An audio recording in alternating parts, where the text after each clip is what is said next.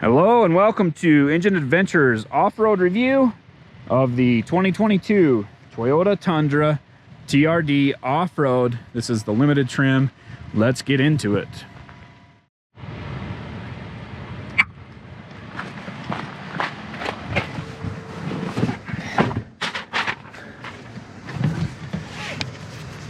All right, we are in four-wheel drive high. This is a two-wheel drive track. Actually, I'll just do that. I don't have to worry about tire scrubbing. Let's see how we can do if this thing can run at 20 miles an hour.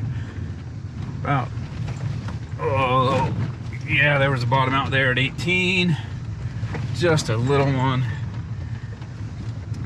For this rougher stuff, it's looking more like 16 to 18. And yeah, right here's another big one. That one did okay at 19 miles an hour. Now we're a little bit above 20.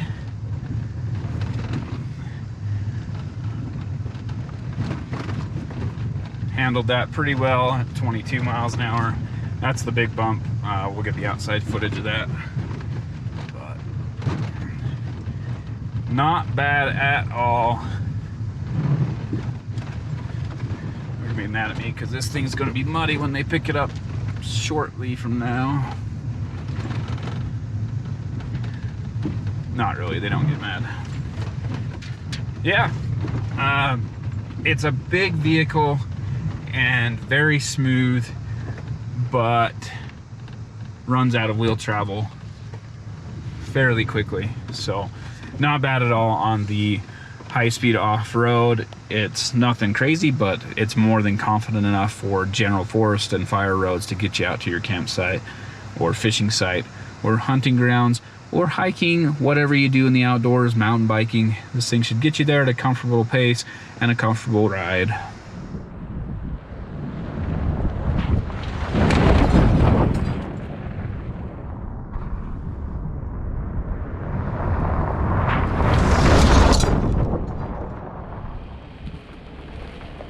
Here it is in two-wheel drive as you would normally have it when you're driving down the street, and you can see that the brake-based limited slip differential does a pretty good job. Initially there is a lot of wheel spin, but then it's able to transfer power to the wheel with traction and make the climb.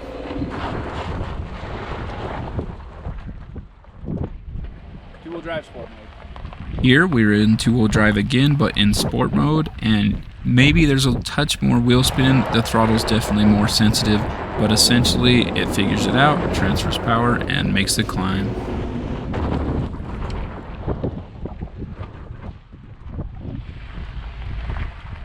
Now we're in four-wheel drive high and just the normal driving mode, and you can see again the wheels slip a little bit, but because it is in four-wheel drive it responds a little better, a little quicker, and I believe the brake-based limited slip differentials also are a little bit more aggressive when you're in four-wheel drive versus two-wheel drive. Next up is dirt mode in the multi-terrain select in four-wheel drive high, and again it performs pretty similarly. It looks like there's a tiny bit more wheel spin in dirt mode, and then it transfers power where it needs to be and makes the climb. Now we're in four-wheel drive high and sand mode. This one should have the most wheel spin, and we'll see a little bit more about this later as we do the steep hill climb. But again, this is such an easy hill for such a big truck to do that it had no problem. Four-wheel drive high and mud mode. This is a pretty similar one to sand and maybe even had more wheel spin than sand mode, but overall they were pretty close.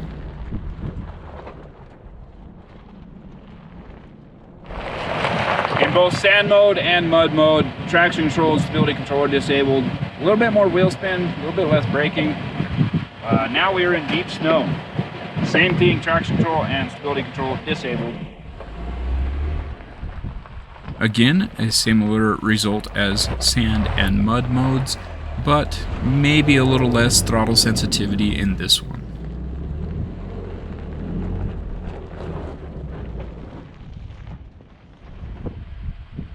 While I thought it had crawl control in four-wheel drive high, it turns out it's more of just a downhill assist. So as soon as I hit this bump, it just stops. I was pretty sure that they told me you could use crawl control in 4 high to go like up to 20 miles an hour, so I probably did something wrong. Not sure.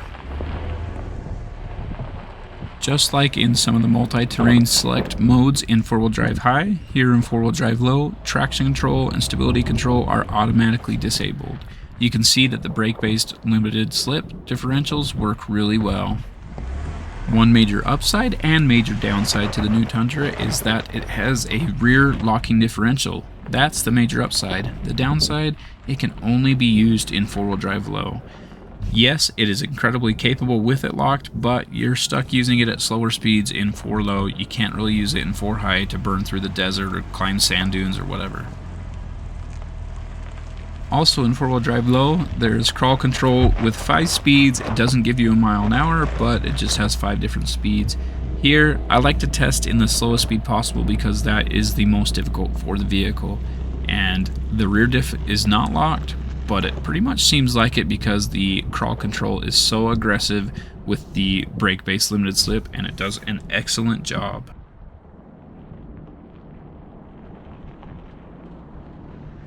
All right, we are in 4-wheel drive high.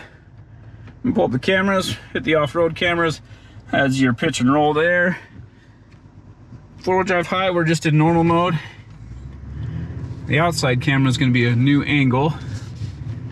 And this truck's longer, so while we are driving in every rut, my guess is that the length of this thing will line up a little differently.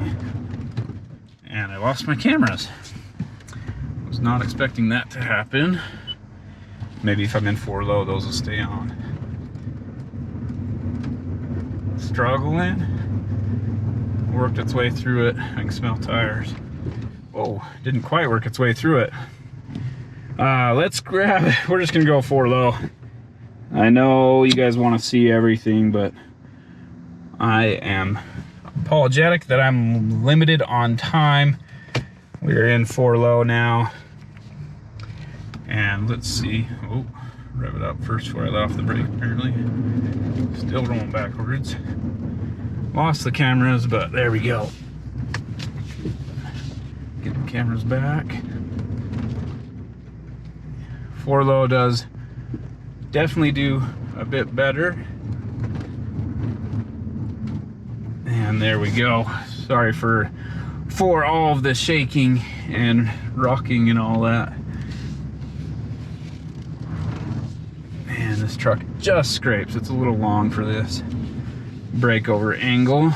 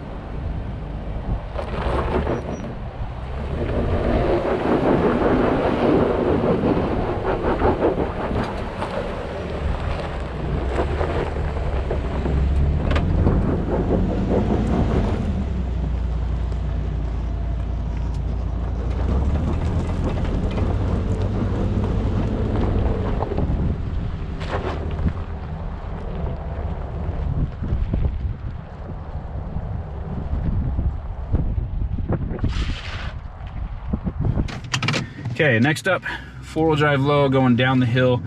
And you can use crawl control for doing this, but that's not what I'm testing here. So we're in sport, 4, 3, 2, 1, locked into first gear right there. Going down the hill, 48-to-1 crawl ratio I want to see. I'll put that up on the screen. I did manually calculate that from the 330 rear axle. The previous generation was a 430, but now we've got a 10-speed. And between that, the transfer case, all that, it ends up being almost the same crawl ratio. So I'm still on the brakes. This is quite the steep hill, and I'm sure you saw this going up. Like, look at those lines though. There's just so many lines. It gets in the way. It's kind of annoying, but it is definitely nice to have these cameras. All right, I'm still on the brakes just because these holes are so big. I should have avoided the lower ones. Okay, off the brakes now, 5 miles an hour. And that's about the peak, 5 miles an hour. So, not the best, not the worst. I would prefer a lower crawl ratio than that, but you get what you get. And it's still a very capable vehicle, and with all the extra electronic aids, of course, you're fine as well. So, what do you...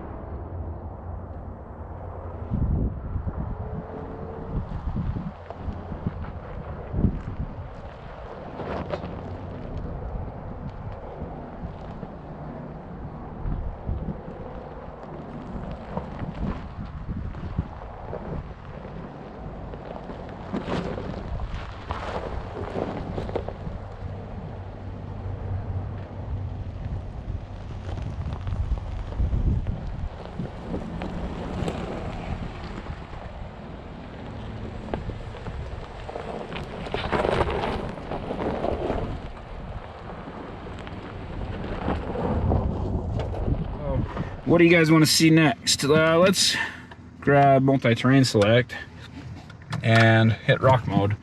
Rear locker is not on. Curious to see if it does any better right here in these ruts. And man, those things are getting so deep. I'm too lazy to bring my pick out, but I really should come clean up this up a little bit so we can start doing crossovers on this hill again.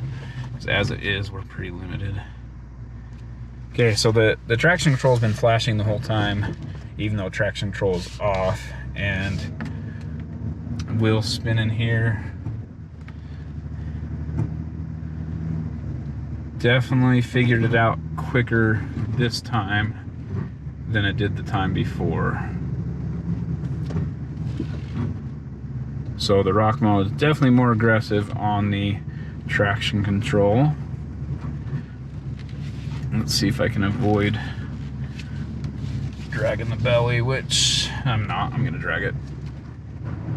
Yep, just touches every time.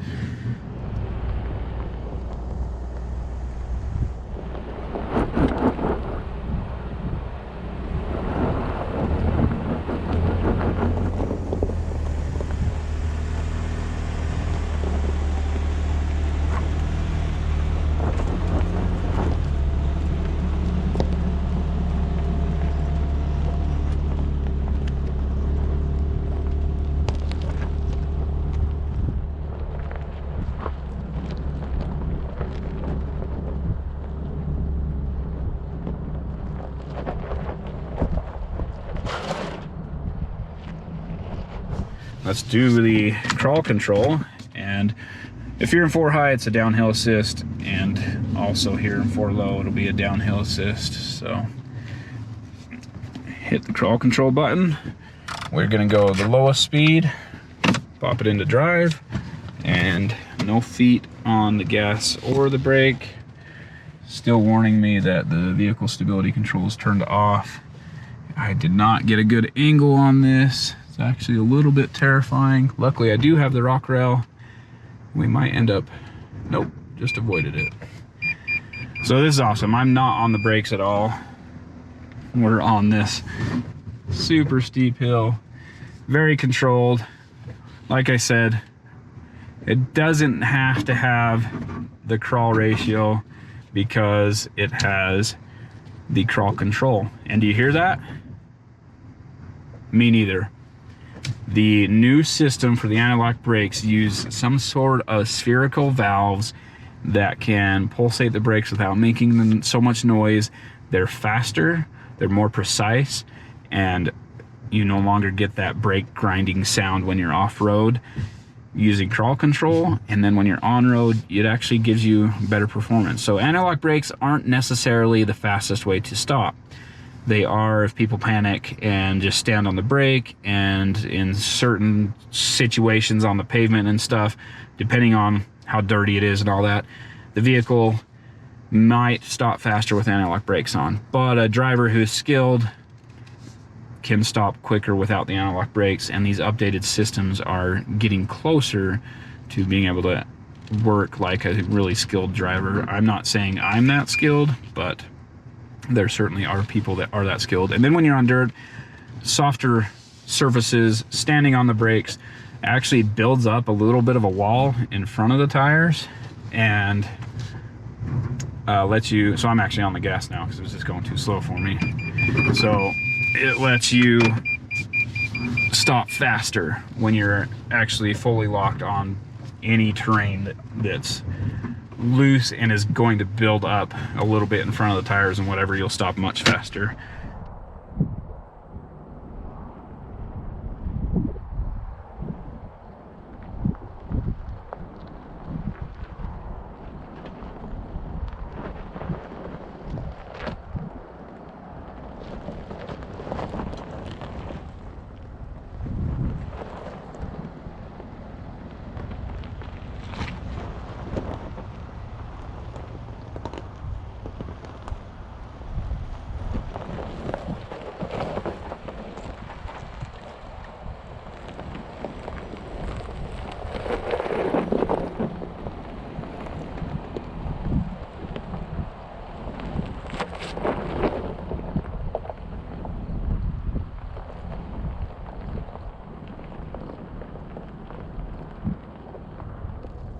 It's back to multi-terrain select. I'm actually curious about sand mode. So we'll try sand mode. Rear locker's not on, and there's a reason for that. We got to do this hill 2 more times so we can do this one in the sand mode, and then the next one in with normal mode with the rear locker. So I'm curious to see how much wheel spin there will be in sand mode. And there you go. There's a lot of wheel spin. So I got almost 5,000 RPM. I should have been watching that closer, but got to get that right here.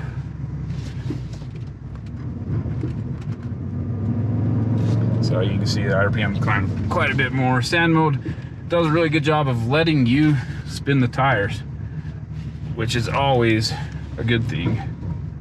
Man, no matter which way I turn, I'm getting into that bottoming out. This truck's big, long, wide. It's a big truck overall, so.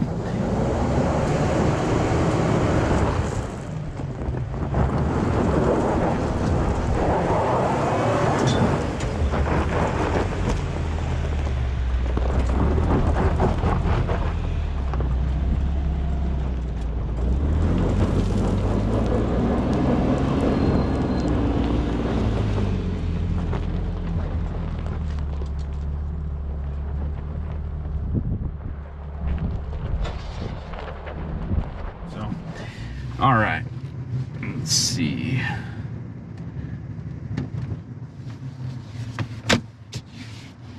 Give me those cameras again. And the rock I'm looking for is that one right there, as it's just big enough to mess up that front clip. Okay. And I am happy to have those rock sliders, so I've definitely been hitting them. Taking a slightly easier line down this time. And basically we're just going to flip around and show you the rear locker. So the mud and sand mode, the sand mode is definitely a lot lighter on the A-track system that brakes the spinning wheels to transfer power to the wheels with traction. So sand mode functions as it should, and as you gain more experience, you'll know when you get stuck in the sand, it's probably best to do rock mode, lock the rear of course, and limit wheel spin, creep, just barely move as slow as you can possibly go while keeping the 4 wheels spinning, and work your way out of that sand. If you leave it in sand mode, you're gonna get a lot more wheel spin than you want. And it's more designed for once you get going, you hit sand mode and keep your vehicle speed up, and it has less brake intervention, so it's not slowing you down.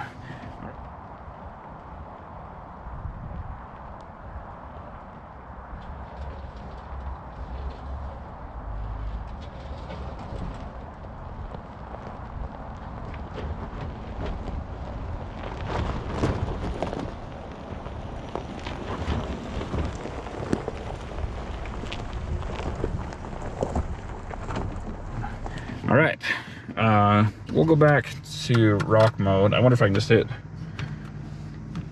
there we go, turn that off. So it's just normal mode now. And rear diff lock, trying to engage. There we go, it's engaged. Cameras.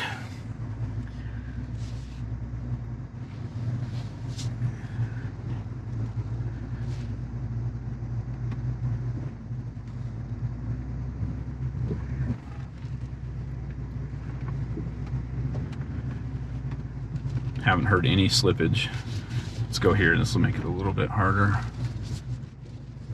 Definitely slipping the rear end sideways. Climbed up out. So there, one spot where it really slipped, but overall, not an issue.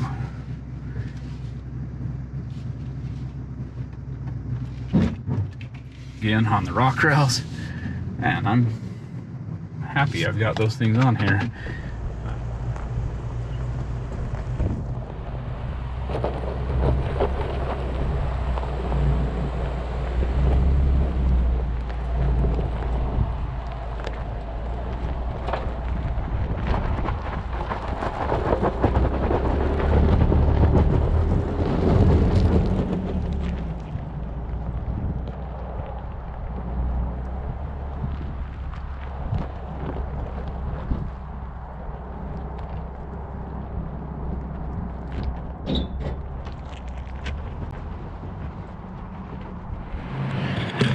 We shut off.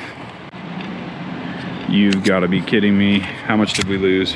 Underneath, you can see, apart from this plastic piece up front, everything is either covered in a skid plate or well protected, otherwise lifted up out of the way. So there, the engine, transmission, everything's up above those frame rails.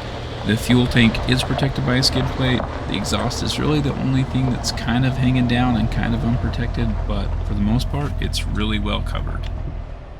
Thank you for watching Engine Adventures off-road review of this 2022 Tundra Limited with the TRD Off-Road package. Includes a multi-terrain select, crawl control, the rear diff lock, all the good stuff. This truck, excellent, loved it overall.